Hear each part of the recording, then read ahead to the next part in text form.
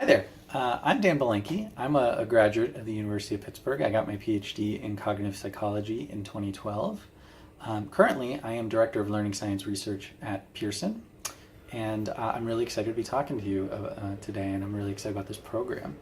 In my role at Pearson, I get to use a lot of the skills that I developed in my academic training. I should mention that I was also a postdoc for 2 years after finishing my PhD at Carnegie Mellon University in the Human-Computer Interaction Institute.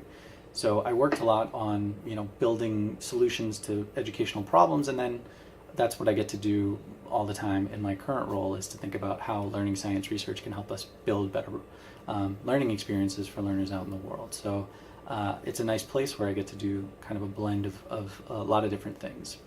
One thing I'd recommend for anybody interested in thinking about possibly leaving academia and looking for jobs in industry or in other sectors is to really think about what it is that you like doing. What is it about your job, whether it's as a graduate student or as a postdoc, that you really like? What are the skills that you enjoy flexing, that you enjoy using? What are the activities that you really find encouraging or find pleasant to do?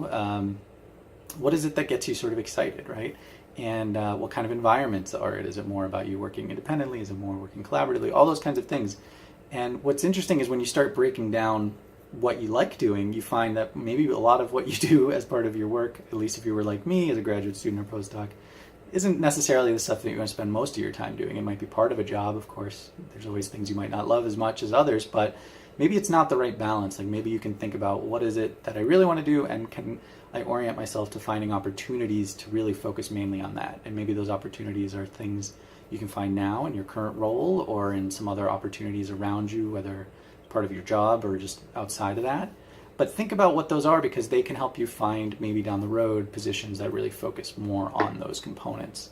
And one thing I'd also recommend is, as you're doing that, thinking about what those are, also think about what is the evidence I can generate that I can do those things. Because ultimately, just in like academia, when you're applying for a faculty job, when you're applying for any other kind of position, what you really want to show is evidence that you can do the job, right? And so if you decide, oh, these are the sets of skills that I really like using, and you find some position that's really exciting that does that, they're going to want to see that you can do those things. So that's one thing I'd recommend, really, even in graduate school or postdoc, to think about what is the sort of evidence that I can do those things, and what am I generating, and how am I keeping track of that? Because I definitely didn't do that as well as I could have, and I think it's a really important thing to do, so I thought I'd recommend it now.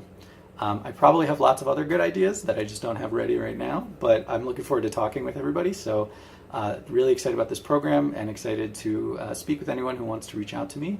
So looking forward to seeing what we can do. All right, thanks a lot.